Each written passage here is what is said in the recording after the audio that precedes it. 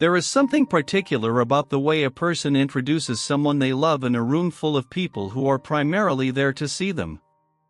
The distinction matters more than it might seem at first.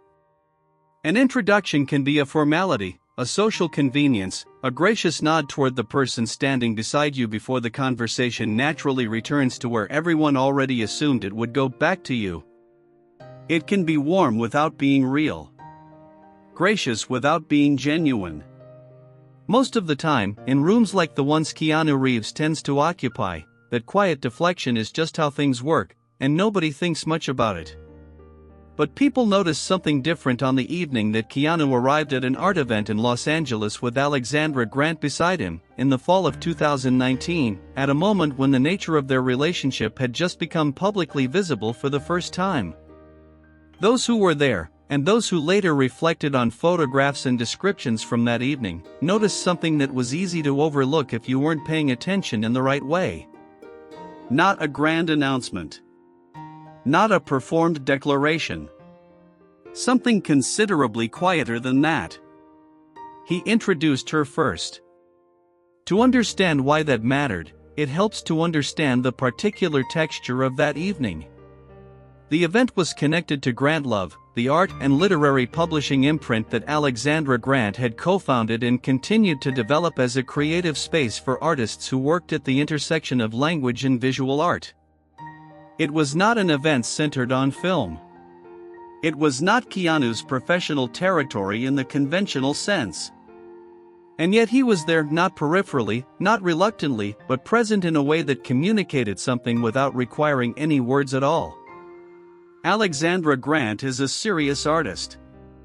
That description sounds simple, but it carries specific weight.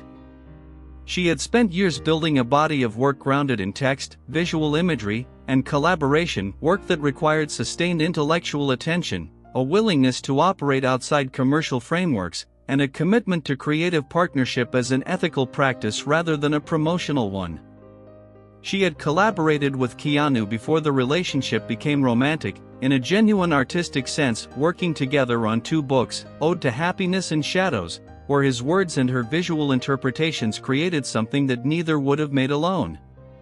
The creative partnership preceded everything else.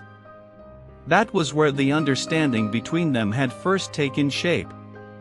So when they walked into a room full of people who were largely oriented around the world of visual art and publishing that evening, Alexandra was not entering unfamiliar space. She was, in a meaningful sense, more at home there than he was. And perhaps Keanu understood that clearly, in the way that people understand things when they have been paying careful attention to someone for a long time. A person who was present that evening later described the moment in terms that were almost understated, which is part of what made it feel credible. They weren't describing a dramatic sweep of generosity or a carefully performed act of chivalry. They were describing something closer to an instinct, the kind of behavior that emerges not from planning but from a genuine internalized sense of how another person ought to be seen. When they were approached by a small group of people near the entrance, people who clearly recognized Keanu immediately and moved toward him with that particular energy that attaches itself to recognizable faces in public spaces, he didn't accept the orientation of the moment as a given. He didn't simply receive their attention and then add Alexandra to the exchange as a secondary introduction after the fact. He turned slightly, almost imperceptibly, in her direction first. Not theatrically. Not as a statement. Just first. He said her name before they had a chance to fully complete whatever opening sentence was already forming. And the way he said it was not the way a person introduces someone they are accompanying. It was the way a person introduces someone whose presence in that room has a specific meaning, a specific history, and deserves to be understood on those terms. He said something to the effect of, "This is Alexandra Grant. She's one of the artists behind GrantLove. A lot of what you're looking at tonight came through her work." There were no additional theatrical gestures. No long pause to let the weight of the moment settle. He said it naturally, the way you say something that is simply true and therefore requires no emphasis. And then he let the conversation move toward her. That shift, the willingness to let the conversation move towards someone else in a context where it would have moved toward you almost automatically, is rarer than it might sound. Fame has a physical quality in a room. It creates a kind of gravitational field that people are generally not even aware they are responding to. Eye contact adjusts. Shoulders turn. The invisible architecture of a social gathering rearranges itself almost without anyone choosing to rearrange it. Most people who live inside that gravitational field have simply made peace with it. They accept it as the ambient condition of their public life, and they navigate it with varying degrees of grace, and that is considered more than sufficient. But there is a difference between accepting the gravity of a room and quietly redirecting it towards someone who has earned a different kind of attention than celebrity provides. That requires a specific understanding not just of the other person's work, but of what it means for her to be standing in that room on that particular evening, and what it would mean for the conversation to begin with her name rather than end with it as an afterthought. What Keanu did was not elaborate. It was not even particularly visible from a distance. But the people close enough to observe it understood what they were seeing. They were seeing someone who had done the internal work of deciding, probably long before that evening, that the person beside him was not an accessory to his presence in any room, and that this was not a principle to be announced but a posture to be maintained quietly, consistently, without requiring acknowledgement. Alexandra Grant's response to that moment was itself telling. She didn't appear surprised. She didn't deflect with excessive modesty or perform gratitude for being acknowledged. She simply engaged with directness and a kind of unhurried confidence in the conversation that his introduction had opened. She spoke about the work, about the artists involved in the project, about the specific intentions behind what GrantLove was trying to build as a creative space. She spoke with the fluency of someone who had been thinking carefully about these things for a long time and welcomed the opportunity to talk about them. There was an ease between them in that exchange that told its own story. Not the ease of performance, not the kind of comfortable public manner that couples sometimes adopt as a kind of synchronized act, but something quieter than that. The ease of two people who have been paying close attention to each other across a sustained period of time and have arrived at a mutual understanding about what the other person's work actually means.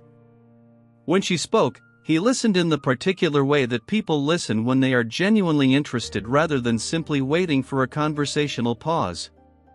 When she made a point about the collaborative nature of the project, he added something brief and precise that came from real knowledge of the subject, not performing familiarity, but demonstrating it. It is worth thinking about what this kind of attention requires in practice. Keanu Reeves has existed inside one of the more unusual versions of public life that contemporary fame produces. He became culturally iconic through a specific kind of cinematic presence, the philosophical action hero, the stoic center of films that moved fast and thought slowly, or in some cases the reverse. And then, through a combination of genuine circumstance and cultural timing, he became something else as well, a figure that people invested with a particular kind of meaning. The stories that attached themselves to him over the years about generosity on film sets, about ordinary kindness in airports and subway cars, about what former co-workers described as a fundamental decency accumulated into something that began to function almost as a cultural counterweight to the general assumption that sustained fame corrodes the ordinary human qualities it once found. But the thing about that kind of cultural investment is that it can itself become a kind of pressure. When people have decided that you represent something, there is an implicit expectation that you will continue to represent it in ways they can see and point to. Kindness, in that context, risks becoming performance, not because the person intends it that way, but because the audience has already built a frame around it that turns behavior into symbol. What was notable about that evening was precisely that it didn't feel like performance.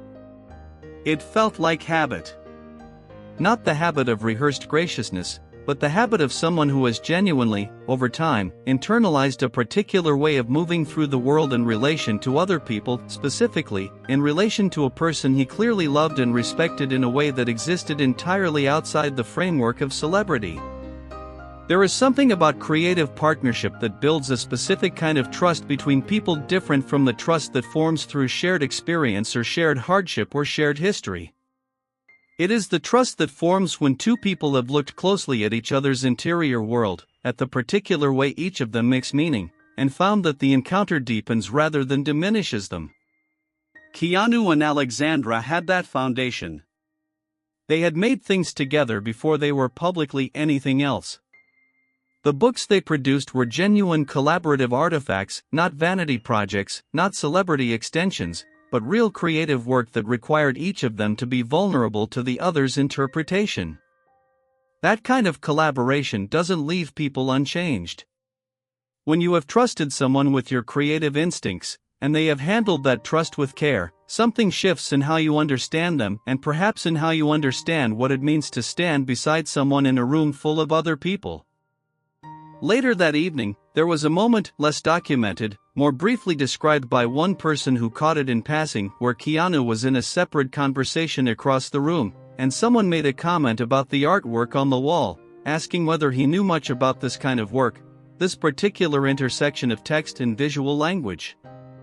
And apparently he paused for just a moment before answering, not a theatrical pause, but the genuine kind, or a person is deciding how honest to be, and then said something like, "I've learned a lot. But she's the one who actually understands it. You should ask her." And then, without making a production of it, he found a way to bring the conversation back around to where Alexandra was standing. It was the same gesture, performed again, without an audience large enough to register it as a gesture at all. These kinds of moments, small, repeated, quiet, are actually the most reliable evidence of character that exists. Grand gestures can be motivated by any number of things. The desire to be seen being generous is itself a powerful force, and it shapes behavior in ways that are genuinely difficult to distinguish from the real thing at a distance.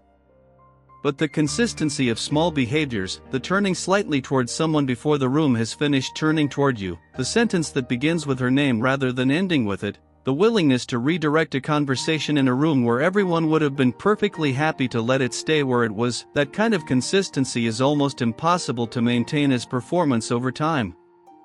At some point it becomes either genuine or exhausting, and exhaustion shows.